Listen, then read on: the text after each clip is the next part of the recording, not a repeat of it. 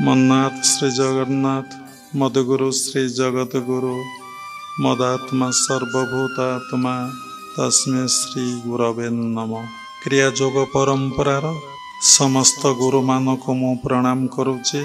विश्वर प्रत्येक संप्रदायर गुरु मानक मु प्रणाम करुचे। उपस्थित भगवत स्वरूपगण सबुरी भितरे परमात्मा परम ब्रह्म को उपलब्धि करी मु प्रणाम करुचे। आमे कौन पाई साधना करुचे सबु कथारे काहेकि लगांतु तार उत्तर पाइबे। मनीष भगवान को पाइया पाई जो कौशल को अभ्यास करे ताहाकु ही साधना कहते। जेमती सबु तीन प्रकार मनीष तीन प्रकार सात्विक मनुष्य, राजसिक मनुष्य, तामसिक मनुष्य। खाद्य सात्विक, राजसिक, तामसिक। साधना मध्य सेहीपरि तीन प्रकार सात्विक, राजसिक आउ तामसिक। देखंतु आमे प्रकृतरे साधना करूचे प्रकृति कबलरू मुक्ति लाभ करिया पे। आमे समस्ते नेचरर बसीभूत। नेचर आमको जेमती नचौचे, जेमती करुचे, जेमती कराउचे आमे सेही भली समस्ते करुचे। साधना करुचे आमे नेचर को अतिक्रम करिया पाए। साधना करुचे चंचल मन को स्थिर करी ताको अमन रे परिणत करदबा पाए। साधना करुचे भगवत दर्शन, भगवत उपलब्धि पाए। तेणु कथा ये रहिला। तेणु सात्विक साधना, राजसिक साधना, तामसिक साधना पूर्व जन्म संस्कार जे विष्णु उपासना करे, परमात्मा परम ब्रह्म उपासना करे ताको सात्विक साधना कहते। जीवन रे कौनसी वासना आ कौनसी कामना न थाए। जो माने विभिन्न देवादेवी उपासना करती ताको राजसिक साधना करती। मनरे विभिन्न वासना आउ कामना थाए। तामसिक साधना विभिन्न भूत प्रेत काली आउ विभिन्न पिशाच गणकर साधना करा जाए। यक्ष रक्षकर साधना करा जाए। मनुष्यर विभिन्न प्रकार कामना वासनार सिद्धि पई करा जाए। तेणु तीन प्रकार लोक संसार रे अछंती। सात्विक साधक, राजसिक साधक, तामसिक साधक। ये सब किछि प्रभुंकर लीला, प्रभुंकर खेला। ए संसार रे जे जो प्रकार साधक हो, जे जो प्रकार उपासना करो सेथिरे आमर किछि कहिबार नाही, आमर समीक्षा करिबार नाही कि से विषय आमर आलोचना करिबार नाही। काहेकि ना एते बड़ ब्रह्मांड रे, एते बड़ सृष्टि रे आमे जे किए, आमे जे केउठी थिले, केउठा को आसीचे एवं केउठा को जीवा। थरे जदि मनरे एही प्रश्न आसीबो आपण काहा को देखिबा को भी इच्छा करिवे नाही, काहा को अनैया को भी इच्छा करिवे नाही, का विषय भाविबा को आपण इच्छा करिवे नाही। कारण एते बड़ सृष्टि केते आनंदमय, केते प्रेममय ए सृष्टि। ए सृष्टि रे भगवान विष आउ अमृत को, स्वर्ग आउ नरक को गोटे पात्र रे रखी देइचंती। कहिचंती तू जीव श्रेष्ठ, तो समस्त जीव भितर श्रेष्ठ। तोते किंतु अमृत को ग्रहण करिया को पड़िबो, विष को त्याग करिया को पड़िबो। किंतु देखंतु ये मानव सबुबले कौन करुचे ना विषया को ग्रहण करुचे। विषयाटा जे विष ताकू ये कथा जना नहीं। किंतु माने स्वर्ग नरक गोटे पात्र रे अछि, विष अमृत गोटे पात्र रे अछि।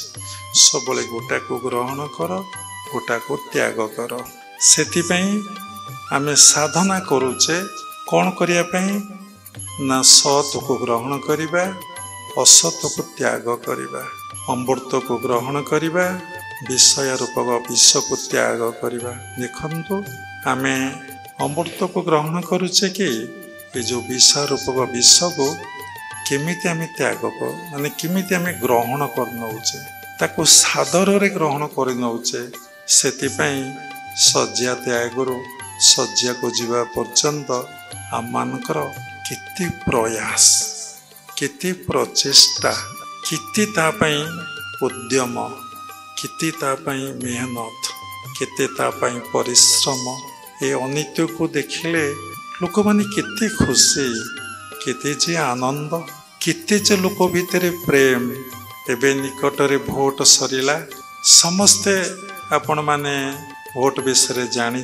शुणी देखी लोक माने केमिति होउचंती कि उन्माद कि पागल कहीं ना सबु लोक भितरे अज्ञानता अच्छी सबु लोक भितरे अहंकार अच्छी आग अहंकार ना आग अज्ञानता मनरे प्रश्न उठे सबु लोक भितरे कौन रही अज्ञानता रही अहंकार भी अच्छी रामकृष्ण परमहंस 200 वर्ष पूर्वे कलिकता नगरी रे विवेकानंद सहित जाउथले एवं कहले नरेन से विवेकानंद नाम रे परिचित होई नथले कहले नरेन तू देखिलु ए नगरी रे किते लोक दुई भूर मध्यस्थल रे बा ज्ञान चक्र रे दुष्टि की रखिचंती देख विवेकानंद देखिले कहले नाई कहार मन से दुई भ्रूर मध्यस्थल रे नाही यू वाच योर माइंड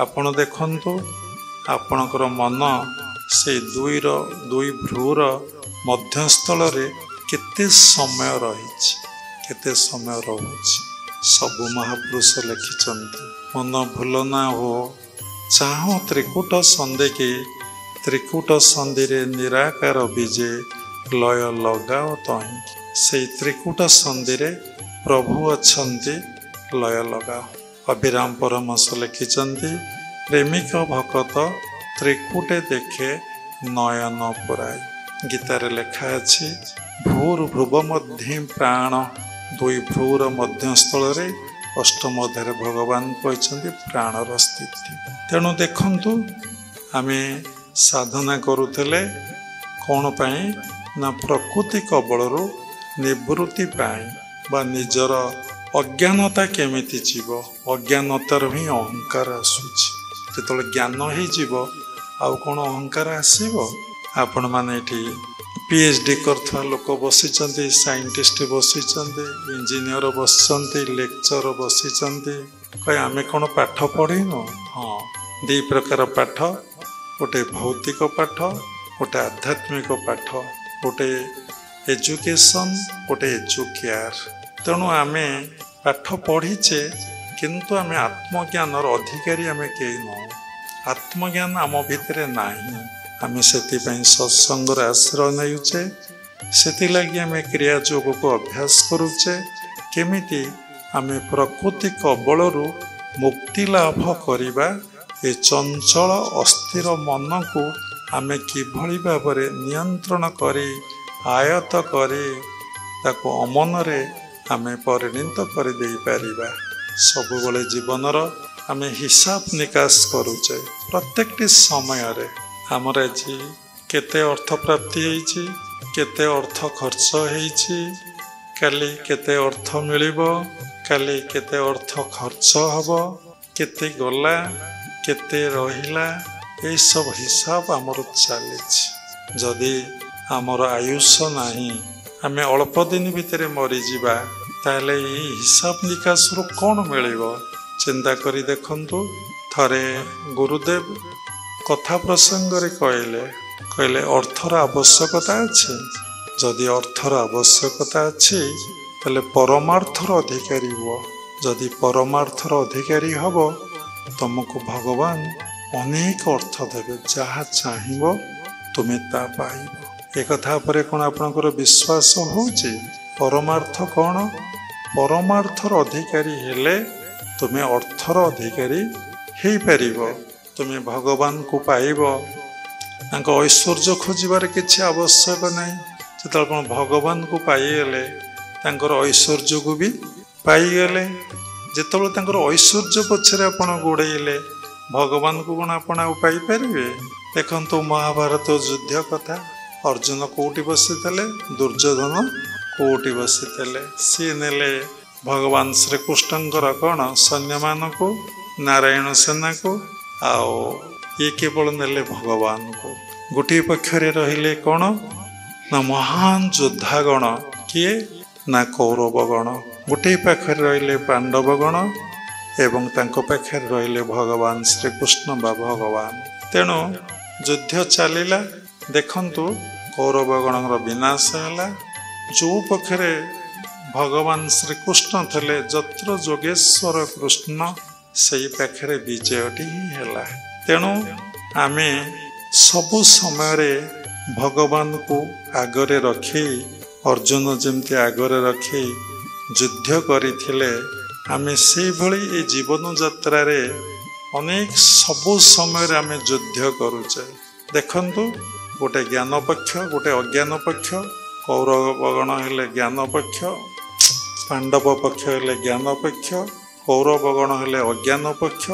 आपण भितर ज्ञान अज्ञानर लड़ाई सबु बळे चलीछि। सबु समय रे आपण भितर स्ट्रगल, बिना स्ट्रगल रे लाइफ ना।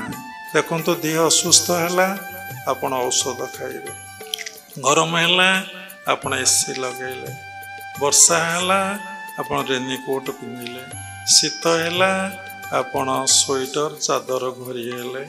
सबु समय रे युद्ध चले। सी युद्ध बाह्य युद्ध भितरे जो युद्ध चलुची भितरे जो काम क्रोध लोभ मोह मद माश्चर्य आमको जो विचलित व्यस्त विव्रत करुची आमे सेतुरु केमिति उद्धार पाइबा। आमरी भितरे जे आमर शत्रु अछंती, आमरी भितरे जे आमर मित्र अछंती आमे से कथा को अनुभव करि पारुना। तेणु सेतिपई सत्संगर आयोजन, सेतिपई दीक्षार आवश्यकता। आमे जदि ए शून्य कॉलेज रे ना लेखे पाठ पढ़ी जदि साधना करिबा, भगवान को आखि आगे रखी आमे युद्ध करिबा, दिन आसीब कौरवगणकर विनाश हब, अज्ञानर विनाश हब, आम भितरे ज्ञान आसीब। कौन ज्ञान आसीब ना मो भितरे ईश्वर अछंती, सबु काम करूचंती कराउचंती। ए प्रिलिमिनरी स्टेज रे ए बोधटा ही हब। जेतेबेले आपण साधना करी करी जिबे, जेतेबेले आपण भितरे ज्ञान आसिला आपण भितरे अहंकार रहिबन। देखिले सबु काम ईश्वर करूचंती कराउचंती।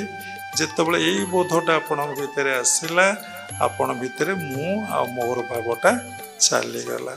जे पर्यंत आपनको भितरे भगवान अछंती, सब काम करूचंती कराउचंती, जे पर्यंत न आसीची आपण भितरे अहंकार केबे जीव नाही कि मु मोर भाव जीव नाही। सबुबले मने पड़े भारत वर्ष रे विभिन्न संप्रदाय अछि, अनेक संप्रदाय अछि वर्ल्ड रे, किंतु धर्म गोटे, धर्म केबे दीटा नुहंती।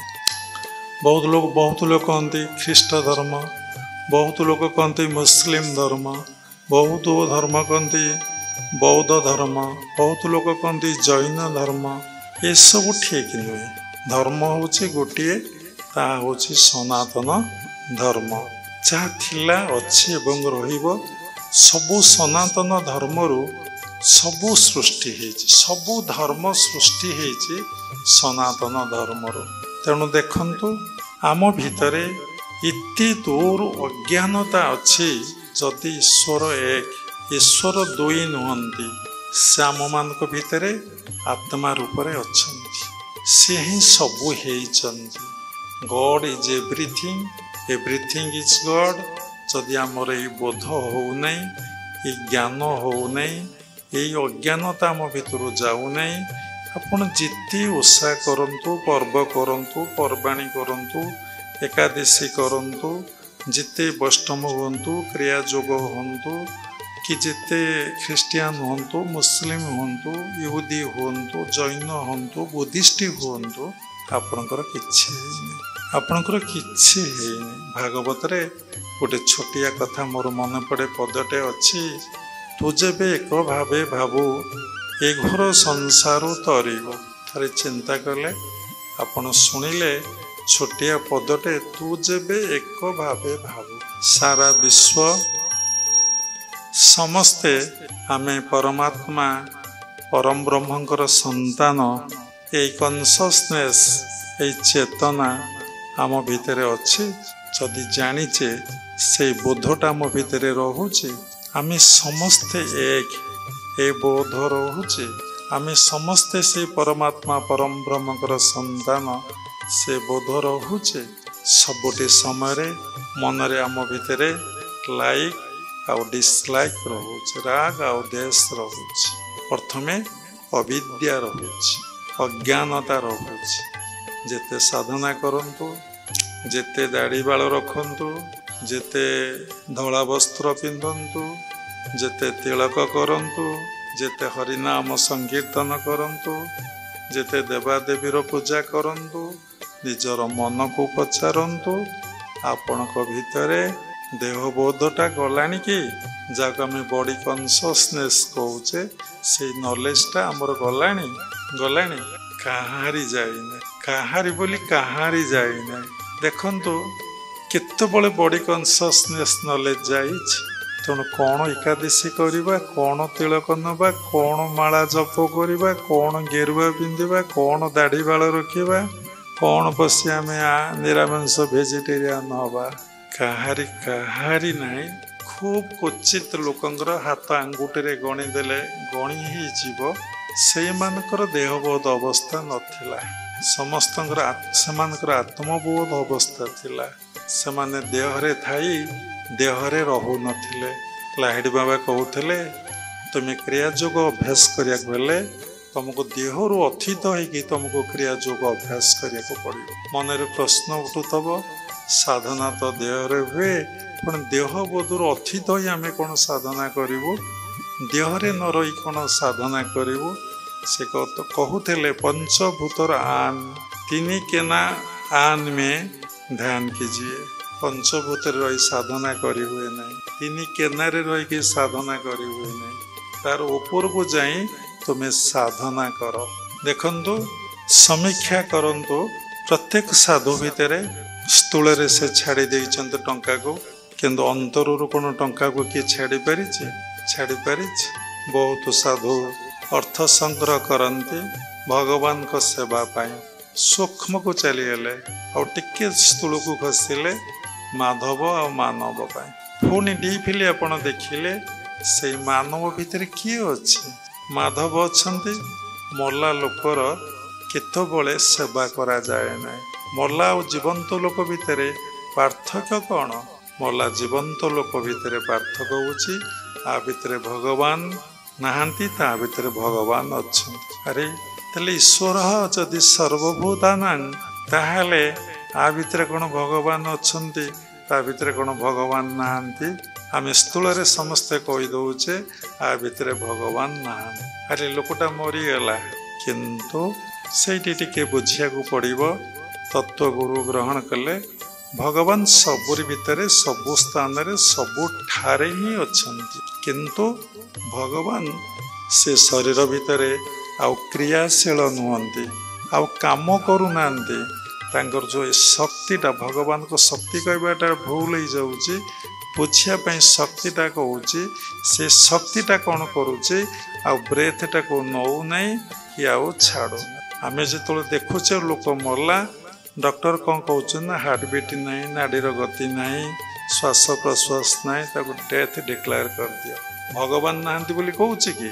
ସୂକ୍ଷ୍ମରେ ଦେଖିଲେ କ'ଣ ହେଉଛି ନା, ତାଙ୍କ ଭିତରେ ଈଶ୍ୱର ନାହାନ୍ତି। ଯେମିତି ଏବେ ଫ୍ୟାନ୍ଟା ଘୁରୁଛି, ସ୍ଥୂଳରେ ଆପଣ ଦେଖୁଛନ୍ତି ଫ୍ୟାନ୍ଟା ଘୁରୁଛି, ସୂକ୍ଷ୍ମକୁ ଦେଖିଲେ କରେଣ୍ଟଟା ହିଁ ଫ୍ୟାନ୍କୁ ଘୁରଉଛି। ଆପଣ ଯେତେବେଳେ ପଞ୍ଚଭୂତରୁ ଉର୍ଦ୍ଧ୍ୱକୁ ଯିବେ ଏବଂ ତିନି କେନାର ଉପରକୁ ଯିବେ, ଯେଉଁ ତିନି କେନା ପାଞ୍ଚଭୂତର ବାଦ ଆଉ ତିନି କେନା ପରେ ଯେଉଁ ଶୂନ ଅଛି, ସେଇ ଶୂନକୁ ଯଦି ଆପଣ ଧ୍ୟାନ କରିବେ, ତାହେଲେ ଆପଣଙ୍କ ଭିତରେ ଦେହବୋଧ ଅବସ୍ଥା ଯିବାର ଆରମ୍ଭ ହେବ।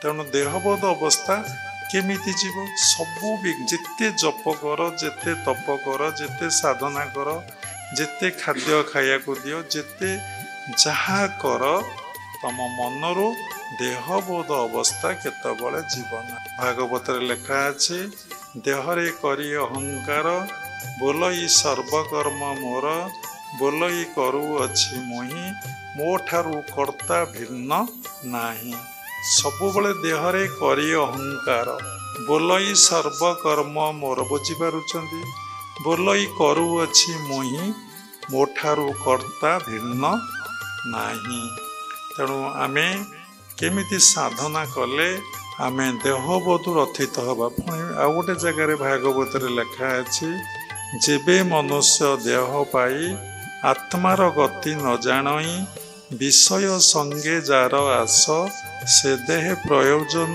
किस जदि मनुष्य शरीर पाई आमर आत्मज्ञान उदय नहला आत्मार गति विषय में जानीपारे ना तेणु से भली शरीर पाई लाभ कौन अच्छी भागवत गोटे पद अच्छी हरि विमुख प्राणी जेते से थांती पशुक संगते हरि विमुख जेते प्राणी जे हरिंग कथा सुनिले विमुख हो जान विषय कथा सुनिले आनंद प्रेम रे नाची उठन देखुना बहुत लोक भगवत प्रसंग कहतु से आदौ शुणे बहुत लोक ठाकुर किसी भिक्षा करंतु से माने शुणे ना अलग कौन सी काम से माने डोनेशन देदेवे हरि विमुख प्राणी जेते से थांती पशुक संगते आहार निद्रा भय मैथुन को नहीं आम बंचीचे कौन पाई खाऊचे आम ठीक भाव में जाने आहार पर निद्रा आम शोचे शोबाटा कौन आम जाने भय प्रत्येक मुहूर्त आमर भय रही मैथुन जेहेतु खाद्य खाऊंट आपण मैथुन चिंता निश्चिंत ही करेंगे केबे बंद हो पार नहीं सेटा देहर गोटे धर्म तेणु आमे साधना करिबा भल भाव जदि आपण क्रिया योग को अभ्यास करेंगे आउ क्रिया योग को जदि भल भाव बुझे ताहले आपण भितर अति सहज सूक्ष्म साधना एबे अच्छी वर्तमान जो समय है ये समय भितर आम बहुत चिंता करी देखीचु एकदम easy technique sure technique scientific technique दरकार जेमती लोक माने इति चंचल जमती सब काम अति फास्ट हो जाता कि अति क्विक हो जाता कि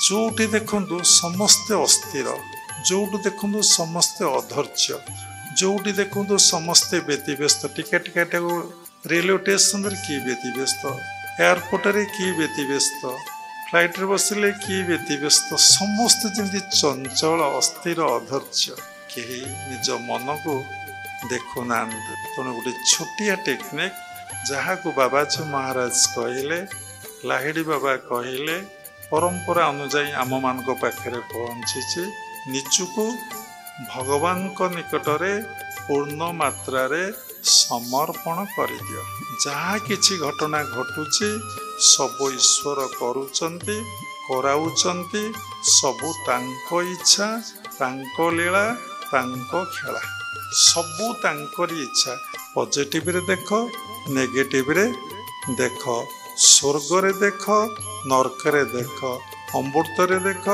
विष्टार भी देख सबुरी भितर तुम्हें देख हे महाप्रभु हे कालिया शांत हे जगतर नाथ जगन्नाथ सबुकिछि तुम्हें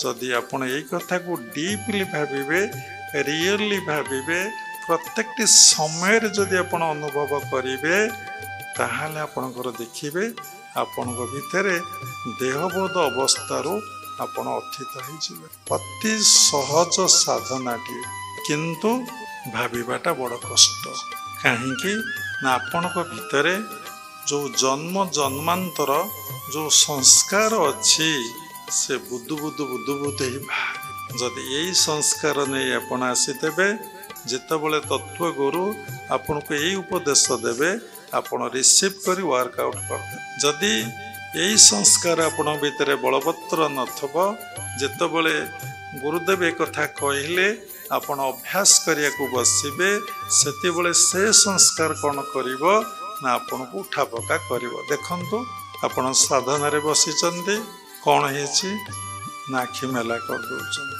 साधना रे बसिचंदी टेक्निक रु मन चली गलानी। साधना रे बसिचंदी कौन टिके साउंड हेले मन सियाड पळौछि। साधना रे बसिचंदी 2 घंटा बसिबी अध घंटा हेइनी आपण व्यस्त हेले। साधना रे बसिचंदी हलचल होउछन एसी लागिछि दरी पड़िछि खाद्य भी ठाकुर देबे आमे टिके स्थिर होय कि शांत होय कि बसि पारुने। हमर भीतर केते गर्व केते अहंकार केते कथा में कहूचे आमे टिके तांको स्थिर चित्तरे एसी लगई दरी पड़िछि से सम्मुखरे गुरु भगवान उपस्थित आमे टिके सीधा कि बसि कि व्यस्त होउछि एते समय हेलानी केमती सत्संग सरी जांदा टिके प्रसाद पाई घर को जांदा। घर को गले कौन करिबा ना सोई मोबाइल टिके लागिबा तापरे टिके सोइबा। पुणी की प्रकार सोइबा प्रत्येक कर्म होउछि 3 प्रकार। सोइबाटा सात्विक सोइबाटा राजसिक सोइबाटा मध्य तामसिक। ताको बुझेले समय जीव भल कि गदी पकई सोइबे राजसिक खाली खटरे सोइबे सात्विक। तेणु छाड़न्तु प्रत्येक कर्म रे आपण भितर सात्विक राजसिक तामसिक भाव रहुछि। तेणु जदि क्रिया जोगटा को आपण अभ्यास करिवे क्रिया जोग रे दीक्षा ग्रहण करिवे एवं क्रिया जोगटा आरंभ हुए कोठी ना ईश्वर प्रणिधान ठाकुर शरणागतिरु आपणकर कौन हुए ना क्रिया जोग आरंभ। देखंतु भगवान अर्जुन को 18 अध्याय गीता महाभारत युद्ध रे कहले जदि गोटे श्लोक रे गोटे शब्द रे जदि अर्जुन बुझी जाई थांदा तार मोहटा भांगी जाई थांदा अहंकार अज्ञानता जदि दूरीभूत हो जाई थांदा ताले भगवान 18टी अध्याय कहीं कहले 18टा जोग कहीं कहले गोटे श्लोक रे तो हो जाई थांदा गोटे पदरी भी हो जाई थांदा। तेणु मनरू ए अहंकार जीवा ए अज्ञानता जीवा ए प्राकृतिक बलरू मुक्ति लाभ करिबा ए चंचल मन को स्थिर करी अमन रे परिणत करदबा मन को लय करदबा एते साधारण कथा नुहे एते सहज कथा नुहे एवं बुझी होउछि हाँ करदे हबो किंतु प्रैक्टिस करी देखंतु ना सारा विश्व परिक्रमा करी देखंतु सबुआडे नेचर समान का भीतर काम चिंता नहीं। वर्ल्ड एनी प्लेस को जानतो जलवायु नहीं टिके डिफरेंस अच्छी काम चिंता अच्छी ना नहीं का भीतर क्रोध नहीं का भीतर क्रोध नहीं किए नरागुच का भीतर लोभ नहीं का भीतर मोह नहीं का भीतर मद भाव नहीं।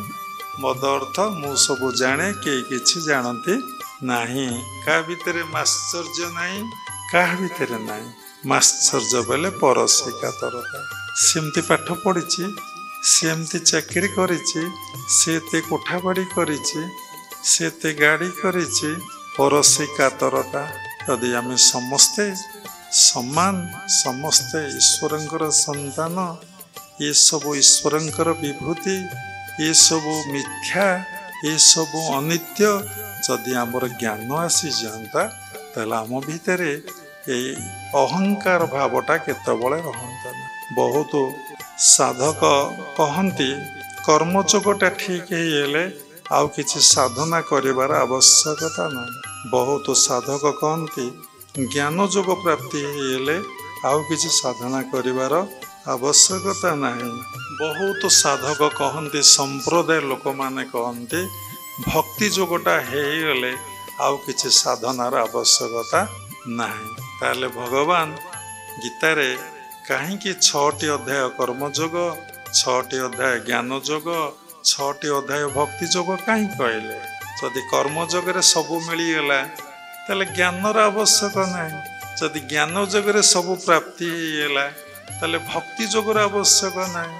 जदि भक्ति जोगरे सबू मिलगला ताले ये किसी ज्ञान आ कर्म जोगर आवश्यकता नहीं। तेणु समस्त भितर देखंतु बहुत प्रकार माने अज्ञानता माने परिपूर्ण हो रही विश्व जदि परिक्रमा करी देखिबे गोटे परिपूर्ण साधक बा पूर्णांग साधक पाइबा बहुत कष्ट एवं निजे काहाको देखिले आमको किसी लाभ मिले ना। आपणकर बहुत धन अच्छी से कार कौन गला जदि से धन प्रभुंक सेवारे मानव सेवारे न लगी से धन पाखे थी लाभ कौन अच्छी किछि लाभ अच्छी धन अर्जने धर्म करी धर्मे प्राप्त नर हरि आम जाचे कहूचे प्रत्येक समय आमर श्वासर पुंजी सरी जाऊँच कथा रहीगला सबू कथार आम हिसाब आ निकास करुचे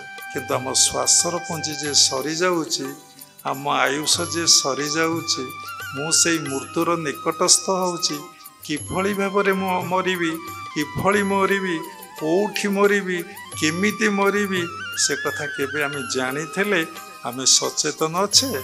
देखंतु जड़े लोक मरुची बड़ आश्चर्य कथा तापाई आ गोटे लोक कांदुची थरे चिंता करी देखिले जड़े लोक मरुची तापाई आउ जड़े लोक कांदुची आपण माने समस्ते कांदती अज्ञानता ना मूर्खामी ना कौन किंतु शास्त्र लिखा अच्छे कौन सी लोक मरले आपण कांदे ना कहीं सबुथ हई लगे बाबा कहले कहीं ना कई मरती ना भगवत गीत लखे न जायते न मिहते कहीं मरती ना कौन करती ना मृत्यु होची एक दीर्घ निद्रा आम शोई पड़ीचे उठिले जमती काम करू जो काम अधा थाए मृत्यु से भली गोटे निद्रा आम शोई पड़ीचे ये पंचभौतिक शरीर स्थूल शरीर विनाश हो जाए सूक्ष्म शरीर कारण शरीर देहरु भारी संस्कार नहीं सातटा लोक अच्छी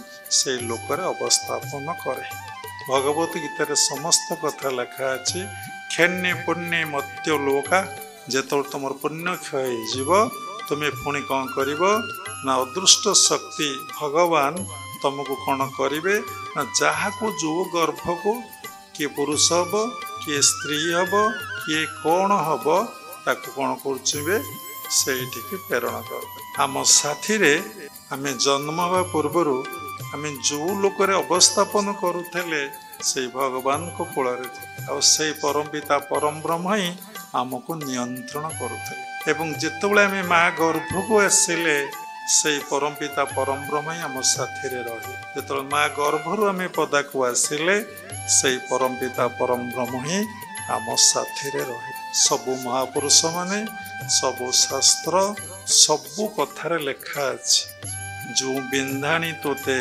कलाटी निर्माण से तो देह रहिला यह तो जान सबु जगह लिखाई ईश्वर सर्वभूतानां हृदयेषु अर्जुन तिष्ठन्ति किंतु आपण देखंतु कहीं भगवान डका पूर्व गोटे प्रश्न होता सठिक उत्तर आसी पारा नहीं कारण देखो अपन दुख पड़ी जंत्रणा पड़ी कष्ट पड़ी और रातिर जाऊँ डर माड़ू क्या डाकबे क्या प्रेयर कर समस्ते कहते भगवान को प्रेयर कर बा ठाकुर को डाक कि ठाकुर पाखे पूजा टे कर दियो कहीं सी किए तांकर आम रिलेशन कौन सी कौन सतरे दुख हारी सी कौन दुख को हरण करनी समस्ते कहीं कथा कहते ना भगवान बिना कोई अपना नहीं भगवान ठू आपणार कहीं ना से कहीं दुख हरण कर पारती नहीं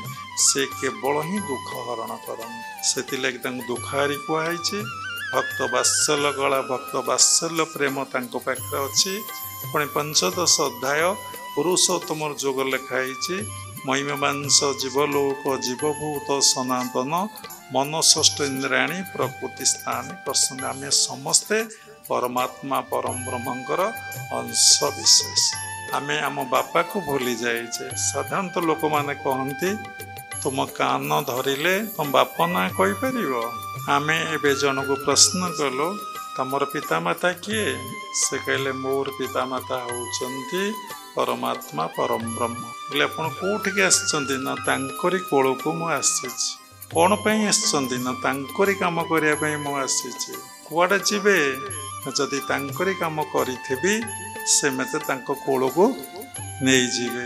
ଛୋଟ ପିଲାଟିଏ, ସମୟ ଆସିଲେ ଦେଖେଇଦେବି। ଯଦି ମୁଁ ତାଙ୍କ କାମ ନ କରି ଅଲଗା କାମ କରିଥିବି ତାହେଲେ ଅଲଗା ଜାଗାକୁ ମୁଁ ଚାଲିଯିବି। ଯୋଉଠି ଯୋଉ କାମ କରିଥିବି ସେଇ ସେକ୍ସନକୁ ସେ ମୋତେ ନେଇଯିବି। କେଡ଼େ ସୁନ୍ଦର ଉତ୍ତରଟିଏ ଦେଖିଲେ, କେଡ଼େ ସୁନ୍ଦର କଥା। ମୁଁ କହିଲି ଆହା, ଅନେକ ଜନ୍ମ ମନୁଷ୍ୟ ଜନ୍ମ ମୋହି ତଳେ, ତୁମର ନୋହିଲେ କରୁଣା, ବ୍ରହ୍ମା ଶଙ୍କର ହୁଅନ୍ତି ଗଣା। ତେଣୁ କର୍ମଯୋଗ, ଜ୍ଞାନ ଯୋଗ, ଭକ୍ତି ଯୋଗ ସମନ୍ୱୟର ସାଧନା ଆମେ କରିବା।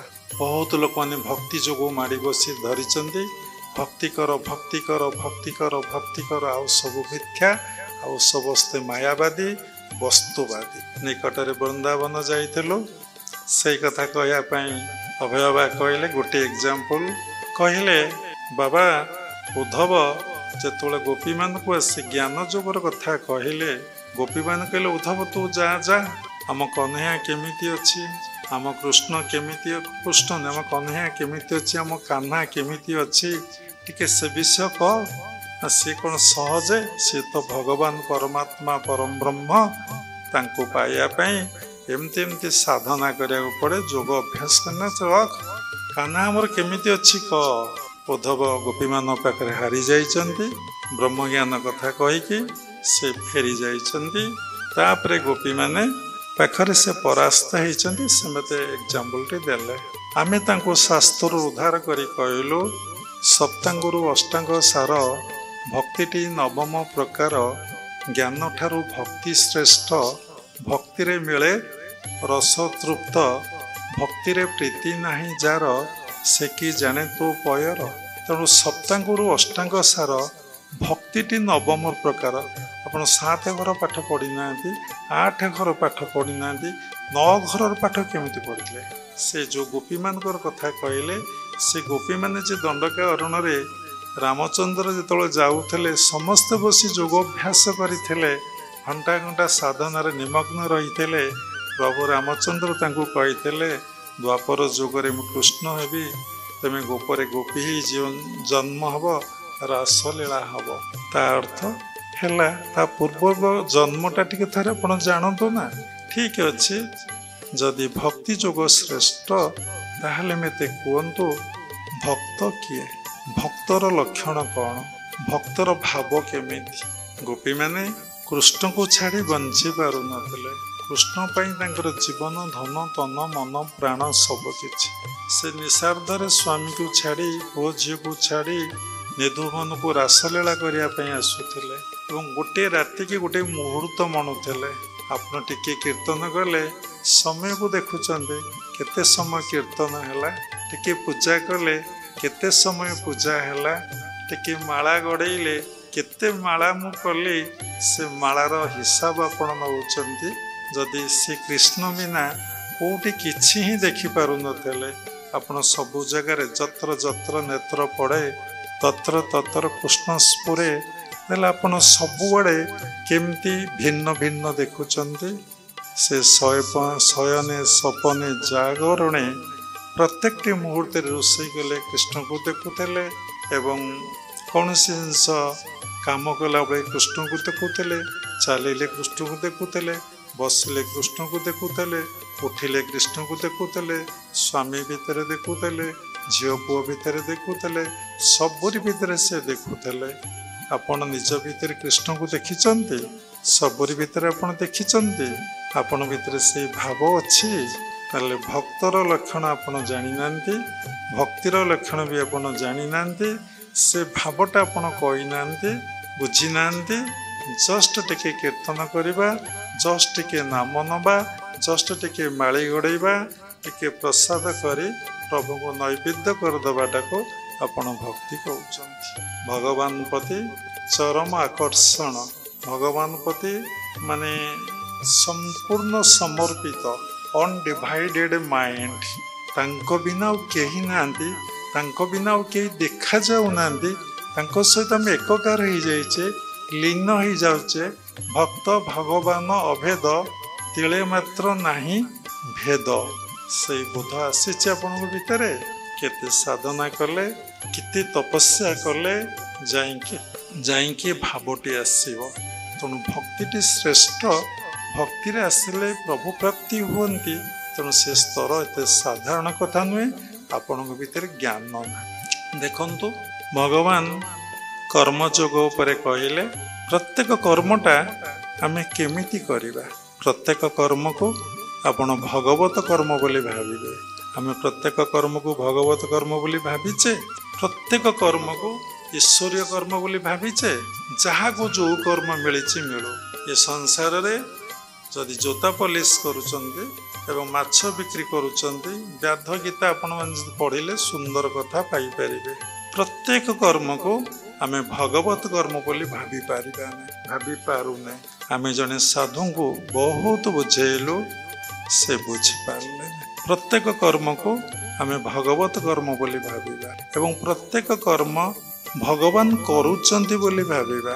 ଆଉ ପ୍ରତ୍ୟେକ କର୍ମ ଆମେ ଈଶ୍ୱରଙ୍କ ପାଇଁ କରୁଛେ ବୋଲି ଭାବିବା। ତାହେଲେ ପ୍ରତ୍ୟେକ କର୍ମ ଆପଣ କ'ଣ ହବ ନା ଭଗବାନଙ୍କ ପାଖରେ ସମର୍ପଣ ହେଇଯିବ। ତାହିଁ ମହାନ ଯଜ୍ଞ ହେଇଗଲା। ଭଗବାନ କହିଛନ୍ତି ଯୋଗ କର୍ମସୁ କୌଶଳମ୍।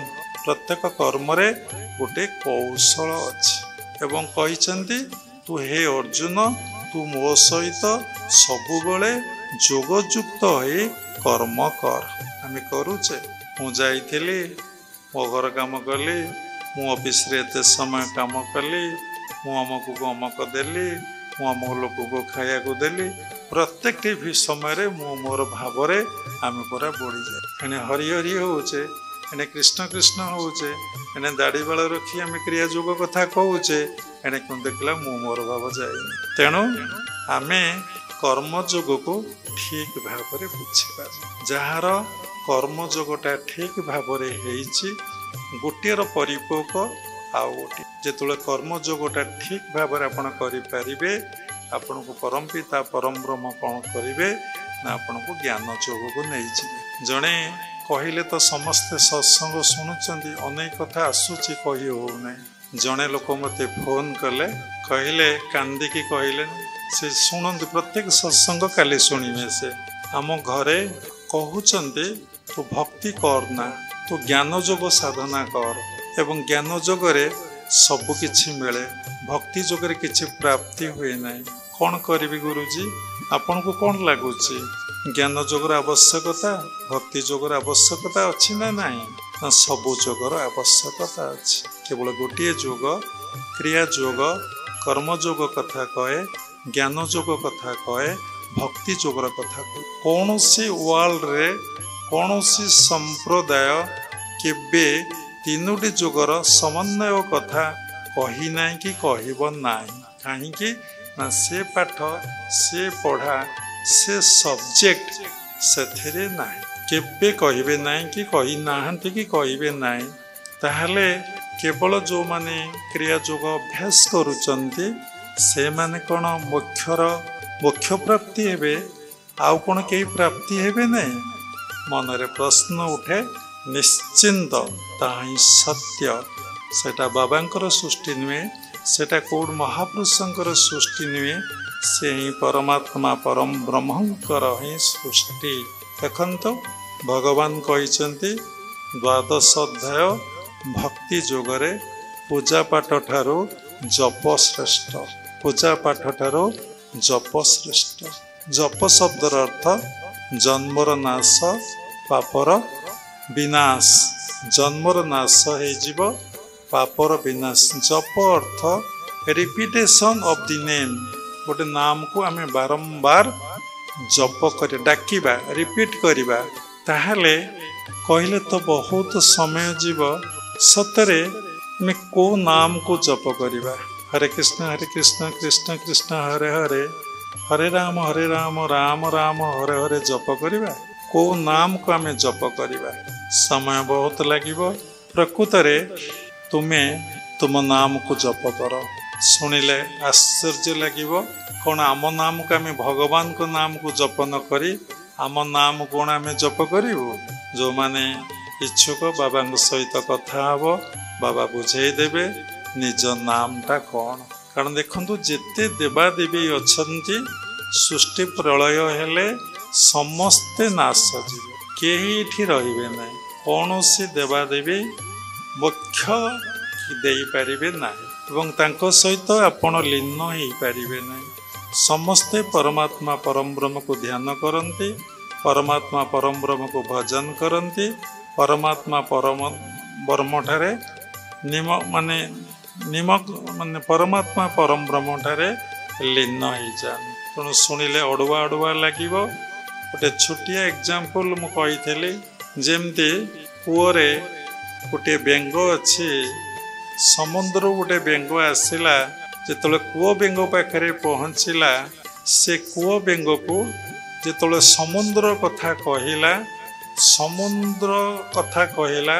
କୂଅ ବେଙ୍ଗ କେତେବେଳେ ସମୁଦ୍ରର କଥା ବୁଝିପାରିଲା ନାହିଁ। ଯେତେ ବୁଝେଇଲା ବୁଝିପାରିଲା ନାହିଁ। ଲାଷ୍ଟକୁ କୂଅ ବେଙ୍ଗ ସମୁଦ୍ର ବେଙ୍ଗକୁ କହିଲା, ତୁମେ ଏଠୁ ବାହାରି ଯାଅ। ଯାହାର ଯେତିକି ଜ୍ଞାନ, ଯାହାର ଯେତିକି ସାଧନା, ଯାହାର ଯେତିକି ସଂସ୍କାର, ସେ ସେତିକି କଥା ବୁଝିପାରେ। ତାର ହାୟର ଷ୍ଟେଜ କଥାଟା ସେ ଆଉ କେତେବେଳେ ବୁଝିପାରେ ନାହିଁ।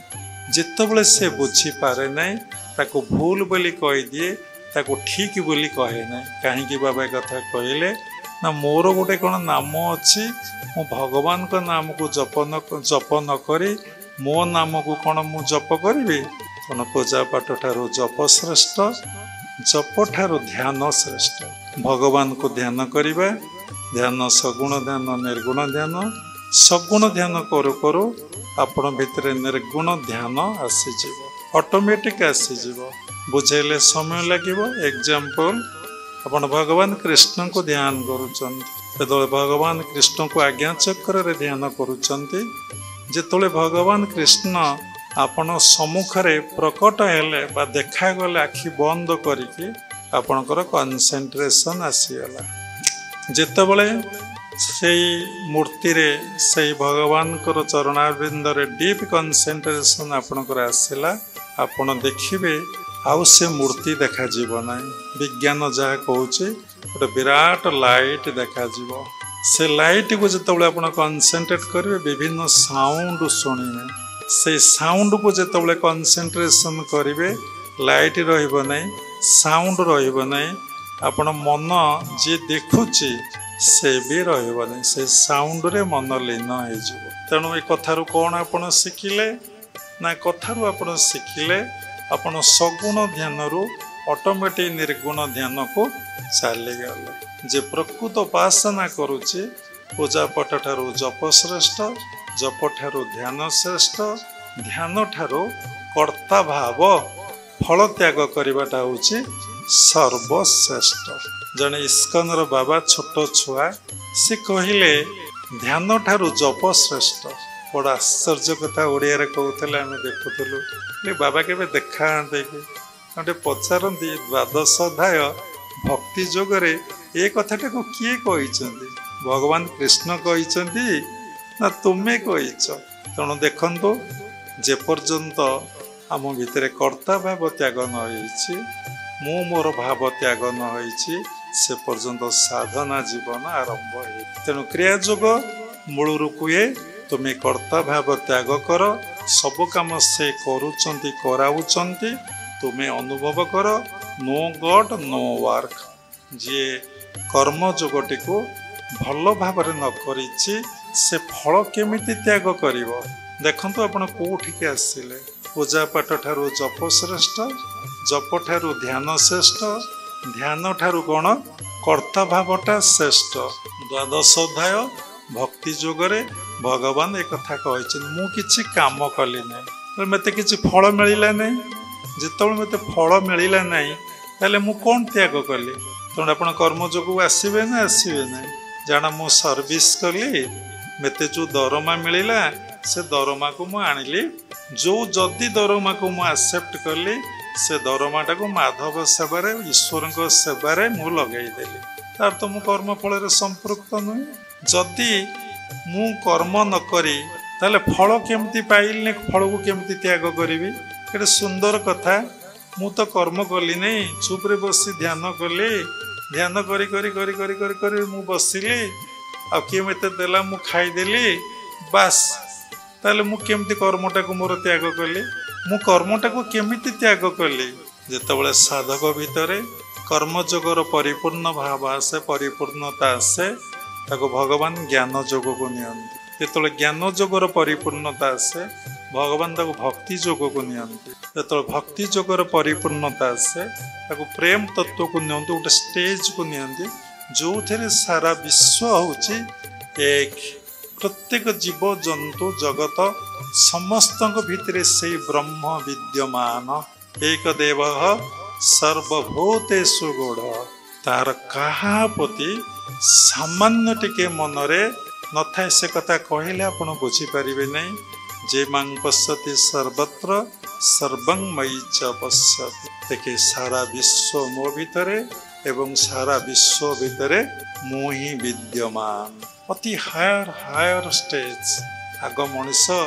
ये जन्म रे सात्विक जीवन टिके काटू सरल मनीष टीए हो निष्कपट जीवन टिके काटू देखंतु प्रत्येक लोक आपण कपटाचारी प्रत्येक व्यक्ति गोटे गोटे कपटाचारी समस्त भितर कपट भाव रही केमिति आपनकर भितर गोटे कथा बाहर गोटे कथा ये आसी आपण रूप परिवर्तन हो जाए जस्ट ये डेई पड़तु आपण आउ गोटे रूप धरने यही परिवेश रे टिके जदि बाबा आपण मानकु छाड़ीदेवे एवं कनसेंट न देखिए आपण आउ गोटे रूप हो तेणु प्रत्येक लोकर बहु रूप ये गोटे शाढ़ी पिंधाई आसी गोटे सार्ट पिंधिकी आसी चलीगले आउ गोटे रूप ठकिणी हो गोटे बंधु घर गले आ गोटे प्रकार मेकअप हो मंदिर को गले आ गोटे प्रकार हो गुरु को पाक गले आउ गोटे रूप हो नाना भावे मनोजस्य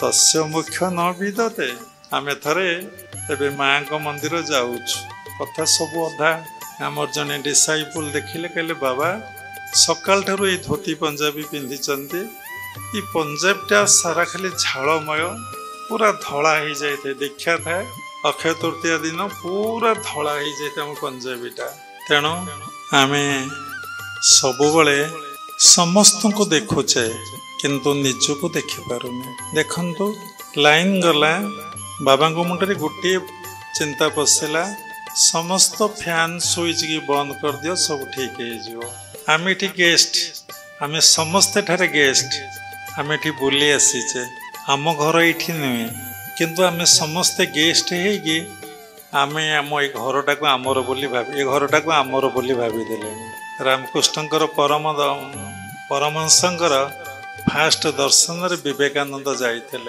ठाकुर पाखु जी जाती ठाकुर गोटे कथा पचारती तुम कौन पर जन्म ग्रहण कर ठीक भाव उत्तर दे पारती ना विभिन्न लोक विभिन्न कथा कहते किंतु आम जे जन्म होइचे मनुष्य जन्मर लाभ जेबे गोविंदे करे भाव we are born for self realisation जदि आम केवल जन्म ग्रहण करें भगवान को सहित मिलन होगापाई भगवान को सहित एकाकार होगापाई ताहले आम से कर्म करवा केमती भगवान को दर्शन करवा भगवान को सहित एकाकार हवा तेणु विवेकानंद बोलिले फास्ट मीट्रे बोलिले मन चाल निज निकेतने संसार विदेशे विदेशी रवेशे भ्रम किंपा अकारणे विषय पंचक अबाभूतगण सबु तोर पर केनुहे आत्मन पर प्रेमे किंपा होई अचेतन भूलीच आपणा जने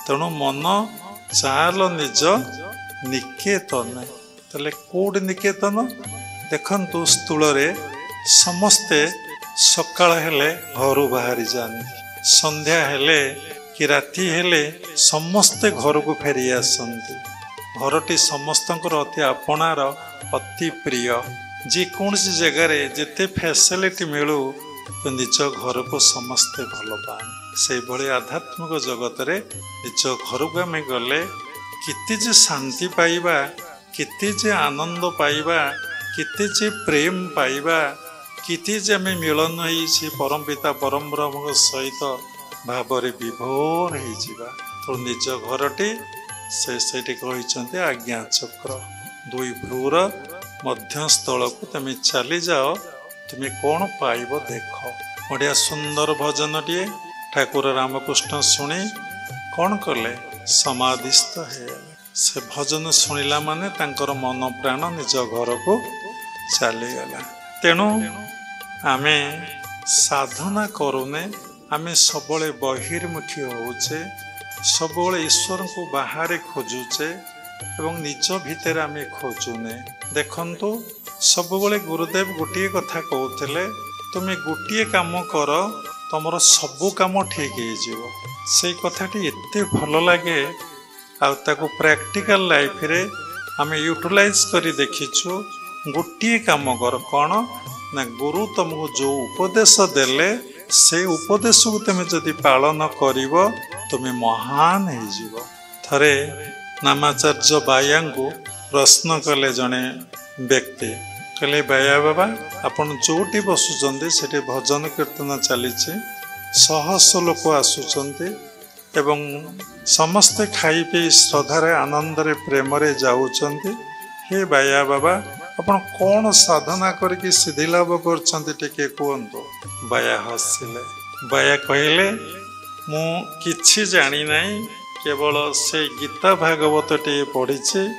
ଗୀତାକୁ ଭଲ ଭାବରେ ମୁଁ ପଢ଼ିନାହିଁ, ଭାଗବତକୁ ବହୁତ ଭଲ ଭାବରେ ପଢ଼ିଛି।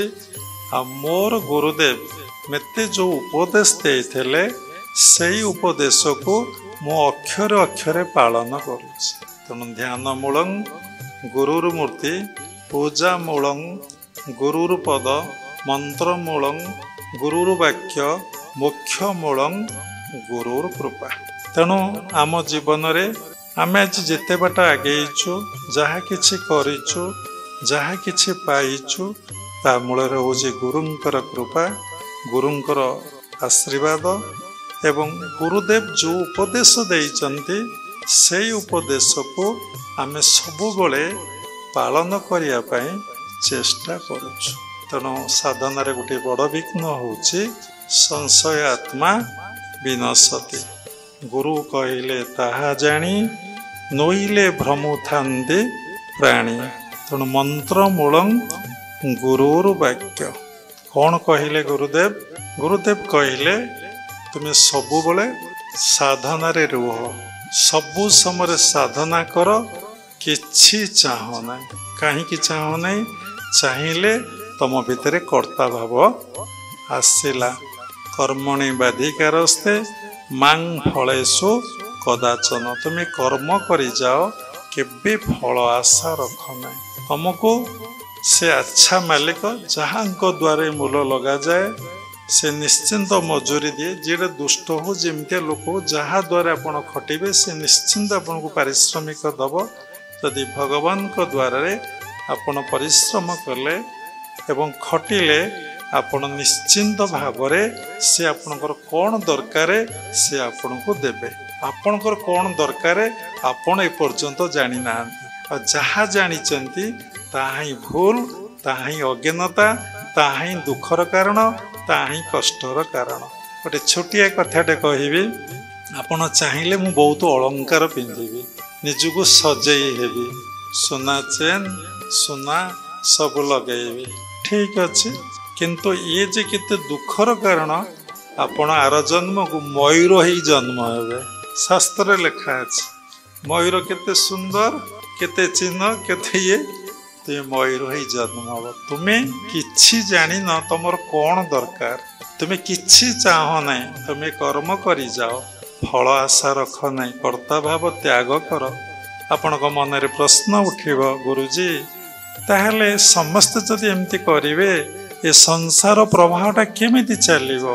ଚିନ୍ତା କରି ଦେଖନ୍ତୁ, ଆପଣଙ୍କ ଘର ଭିତରେ ଆପଣଙ୍କର ଯେତିକି ଭାଇ ଭଉଣୀ ବାପା ମା ଅଛନ୍ତି, କାହାଙ୍କ ଭିତରେ ଏଇ କନସିୟସନେସଟା ଆସିଛି କି? ଆସିପାରିବ କି? କେବେ ଆସିପାରିବ ନାହିଁ। ତୁମେ କାହାରି କଥା ଚିନ୍ତା କର ନାହିଁ, ତୁମେ ନିଜ କଥା ନିଜେ ଚିନ୍ତା କର, ନିଜକୁ ଦେଖ, ନିଜକୁ ସମୀକ୍ଷା କର ଏବଂ ସାଧନାରେ ସବୁ ସମୟରେ ମଗ୍ନ ହେଇ ରୁହ।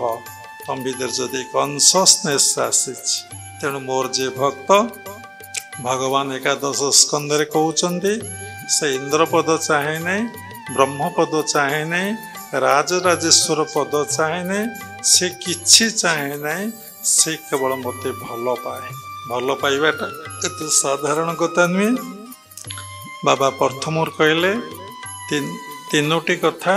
ପ୍ରଥମେ ତୁମେ ଜାଣ ମୁଁ କ'ଣ ପାଇଁ ଏ ଧରାପୃଷ୍ଠକୁ ଆସିଛି, ମୁଁ କ'ଣ କରିବା ଏଠାରେ ମୋର ଉଚିତ। ଫାଷ୍ଟ ସେକେଣ୍ଡ ଏଇଟା ଜାଣିବ ମୁଁ କେବଳ ଆସିଛି ଭଗବାନଙ୍କୁ ଦର୍ଶନ ଅନୁଭବ କରିବା ପାଇଁ ବା ଭଗବାନଙ୍କ ସହିତ ମିଳନ ହେବା ପାଇଁ ବା ସେଇ ମୂଳ ଉତ୍ସ ସହିତ ଏକକାର ହେଇଯିବା ପାଇଁ।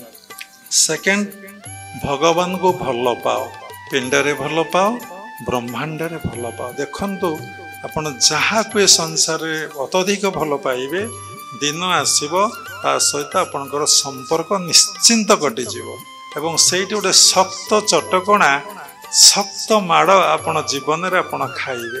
ତ ଖାଇବା ପର୍ଯ୍ୟନ୍ତ ମହାପୁରୁଷଙ୍କର ଅନୁଭୂତି ଅନୁଭବ ଆପଣ କେବେ ନେଇପାରିବେ ନାହିଁ। ଥାର୍ଡ ହେଉଛି ଯାହା ସହିତ ଭଲ ପାଇବେ ସେ ଆପଣ ନିଶ୍ଚିନ୍ତ ଭାବରେ ଧୋକା ଦେବ, କିନ୍ତୁ ଜଣଙ୍କ ସହିତ ଭଲ ପାଇଲେ ସେ ଆପଣଙ୍କୁ କିଛି ଦେବ ନାହିଁ ଏବଂ ସେ କୋଳରେ ନେଇ ବସେଇବ। ସେ ହେଉଛନ୍ତି ଭଗବାନ ବା ଈଶ୍ୱର ବା ପରମାତ୍ମା ପରମ ବ୍ରହ୍ମ। ତାଙ୍କୁ କେମିତି ଭଲ ପାଇବେ ପିଣ୍ଡରେ ବ୍ରହ୍ମାଣ୍ଡରେ ସେ କଥା ତତ୍ତ୍ୱଗୁରୁ ହିଁ କହିଦେବେ। ଆମେ ସଂକ୍ଷେପରେ କହିଦେଉଛୁ ଏ ବିଶ୍ୱ ବ୍ରହ୍ମାଣ୍ଡରେ ଯେତେବେଳେ ସମସ୍ତଙ୍କୁ ଆପଣ ଭଲ ପାଇଲେ ସେତେବେଳେ ଆପଣ ଭଗବାନଙ୍କୁ ଭଲ ପାଇଲେ। ଆଉ ନିଜ ଭିତରେ ଭଗବାନ ଅଛନ୍ତି, ସେ ଯେଉଁଠି ଅଛନ୍ତି ସେଇଠି ଯଦି ମନ ପ୍ରାଣକୁ ସମର୍ପଣ କରିଦେଲେ ତାହେଲେ ଆପଣ ଭଗବାନଙ୍କୁ ଭଲ ପାଇଲେ। ସେକେଣ୍ଡ ଥାର୍ଡ ଆପଣ ଭଗବାନ ପାଖରେ ନିଜକୁ ପୂର୍ଣ୍ଣ ମାତ୍ରାରେ ସମର୍ପଣ କରିଦିଅ। ଭଲ ପାଇଲେ ସିନା ସମର୍ପଣ କରିବେ, ଯେ ଭଲ ନ ପାଇବ ସେ କେବେ କ'ଣ ସମର୍ପଣ କରିପାରିବ? ତେଣୁ କ'ଣ ନା ପିଣ୍ଡରେ ଭଲ ପାଇବେ, ପିଣ୍ଡରେ ସମର୍ପଣ କରିବେ, ବ୍ରହ୍ମାଣ୍ଡରେ ସମର୍ପଣ କରିବେ।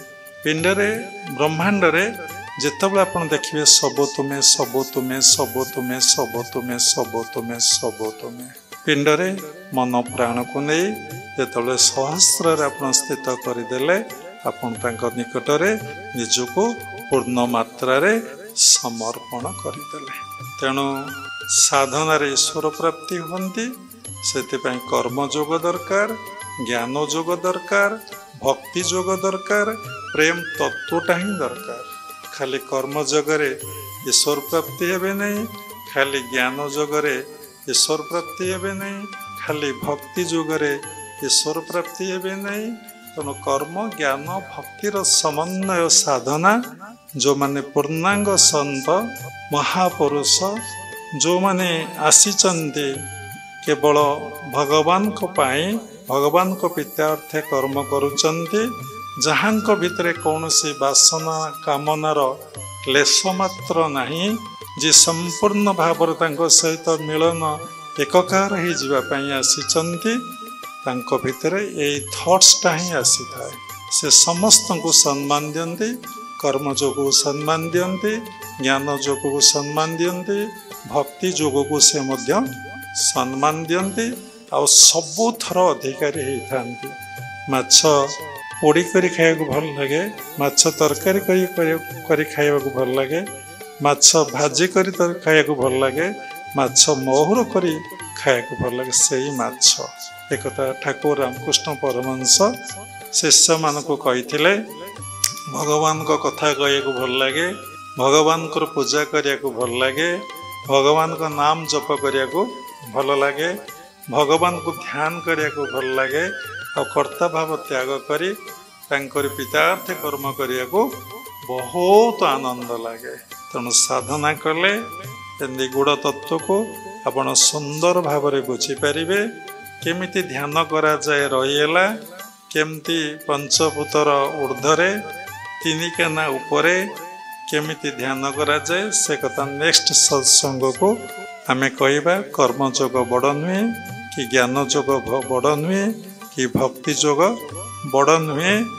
ଗୋଟିଏ ଅବସ୍ଥା ଲାଷ୍ଟକୁ ଆସିବ, ଏ ତିନି ଯୋଗକୁ ଅତିକ୍ରମ କରିଗଲା ପରେ ଆପଣ ଭିତରେ ପ୍ରେମ ତତ୍ତ୍ୱଟା ହିଁ ଆସିବ। ସେଥିପାଇଁ ଗୁରୁଗତ ପ୍ରାଣ ହେବାକୁ ପଡ଼ିବ, ଗୁରୁମୁଖ ହେବାକୁ ପଡ଼ିବ, ଗୁରୁଙ୍କ ସାନ୍ନିଧ୍ୟରେ ରହିବାକୁ ପଡ଼ିବ, ଆଉ ସବୁକିଛି ଆପଣ ତ୍ୟାଗ କରିବାକୁ ପଡ଼ିବ। ଯଦି ସାଧାରଣରେ କାମ ପାଇଁ ଆମକୁ ଏତେ ତ୍ୟାଗ କରିବାକୁ ପଡ଼ୁଛି, ଗୋଟେ IAS ଅଫିସର ହେବାକୁ କି ଭଲ ନେତାଟିଏ ହେବାକୁ କି ଭଲ ଗୋଟେ ପୋଷ୍ଟ ପାଇଁ ଯଦି 18 ଘଣ୍ଟା 20 ଘଣ୍ଟା ଆମକୁ ପରିଶ୍ରମ କରିବାକୁ ପଡ଼ୁଛି, ତଥାପି ଆମର ଆଚିଭମେଣ୍ଟସ୍ ହେଉନାହିଁ। ରିଅଲ ଆଚିଭମେଣ୍ଟସ୍ ପାଇଁ, ଈଶ୍ୱରଙ୍କୁ ପାଇବା ପାଇଁ ଆମକୁ ତାହେଲେ କେତେ ପରିଶ୍ରମ କରିବାକୁ ପଡ଼ିବ। ଘଣ୍ଟାଏ 2 ଘଣ୍ଟା ଧ୍ୟାନ, ଘଣ୍ଟାଏ 2 ଘଣ୍ଟା ଜପ କି ପୂଜା ପାଠ କରିଦେଇ ଅଲଗା ସମୟରେ ଆମେ ଯଦି ସାଂସାରିକ କର୍ମ ଭିତରେ ମୁଁ ମୋର ଭାବ ନେଇ ଆମେ ଯଦି କର୍ମ କଲେ, ତାହେଲେ ଆମକୁ କ'ଣ ଈଶ୍ୱର ପ୍ରାପ୍ତି ହେବ? ଏହା କ'ଣ ସମ୍ଭବ? 2 ଘଣ୍ଟାର ପ୍ରଭାବ ମାଇଣ୍ଡ ଉପରେ କେତେ ସମୟ ପଡ଼ିବ?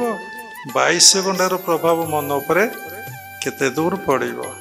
ତେଣୁ ଦେଖନ୍ତୁ, ଭଗବତୀ ଗୀତାରେ ଗୋଟେ ଶ୍ଲୋକ ଅଛି, ବାସୁଦେବ ସର୍ବମିତି ସ ମହାତ୍ମା ସୁଦୁର୍ଲଭ। ତେଣୁ ସର୍ବଭୂତରେ ଆତ୍ମଦର୍ଶନ କରିବା ଏତେ ସାଧାରଣ କଥା ନୁହେଁ। ଯିଏ କରନ୍ତି ସେ ମହାପୁରୁଷ ସୁଦୁର୍ଲଭ। ତେଣୁ କ୍ରିୟାଯୋଗ ପରମ୍ପରାରେ ସର୍ବଭୂତରେ ବାସୁଦେବ ମିତି କେମିତି ହେବ, ତାର ସୁନ୍ଦର ଟେକ୍ନିକ୍ ବାବାଜୀ ମହାରାଜ କହିଛନ୍ତି। ସେଇ କୌଶଳକୁ ଯେ ଶ୍ରଦ୍ଧାର ସହିତ, ଭାବର ସହିତ, ଭକ୍ତିର ସହିତ ଅଭ୍ୟାସ କରିବ, ନିଶ୍ଚିନ୍ତ ଭାବରେ ତା ଭିତରେ ବାସୁଦେବ ସର୍ବମିତି ନିଶ୍ଚୟ ହେବ। ଏଥିପାଇଁ ସାଧନା ଦରକାର। ସାଧନା କରନ୍ତୁ। ବିନା ସାଧନାରେ କୌଣସି ଦେବାଦେବୀ କେବେ ପ୍ରସନ୍ନ ହୁଅନ୍ତି ନାହିଁ। କୌଣସି ସାଧନାରେ, ବିନା ସାଧନାରେ ମନରେ ଜ୍ଞାନ, ଭକ୍ତି, ପ୍ରେମ ତତ୍ତ୍ୱ ହିଁ କେବେ ଆସେ ନାହିଁ। ଶେଷରେ ସମସ୍ତଙ୍କୁ ଭଲ ପାଆନ୍ତୁ, ନିଜ ଭିତରେ ଆତ୍ମସତ୍ତାକୁ ଉପଲବ୍ଧି କରନ୍ତୁ, ସର୍ବଭୂତରେ ଆତ୍ମସତ୍ତାକୁ ଉପଲବ୍ଧି କରନ୍ତୁ, ଆଉ ଭଗବାନଙ୍କ ନିକଟରେ ନିଜକୁ ପୂର୍ଣ୍ଣ ମାତ୍ରାରେ ସମର୍ପଣ କରି ଜୀବନ ନିର୍ବାହ କରନ୍ତୁ। ଶେଷରେ କ୍ରିୟାଯୋଗ ପରମ୍ପରାର ସମସ୍ତ ଗୁରୁମାନଙ୍କୁ ମୁଁ ପ୍ରଣାମ କରୁଛି। ଉପସ୍ଥିତ ଭଗବତ ସ୍ୱରୂପଗଣ ସବୁରି ଭିତରେ ପରମାତ୍ମାକୁ ଉପଲବ୍ଧି କରି ମୁଁ ପ୍ରଣାମ କରୁଛି। ସର୍ବେ ଭବନ୍ତୁ ସୁଖିନଃ, ସର୍ବେ ସନ୍ତୁ ନିରାମୟା, ସର୍ବେ ଭଦ୍ରାଣୀ ପଶ୍ୟନ୍ତୁ, ମା କଶ୍ଚିତ୍ ଦୁଃଖଭାଗ୍ ଭବେତ୍। ହରି ଓମ୍ ତତ୍ସତ୍।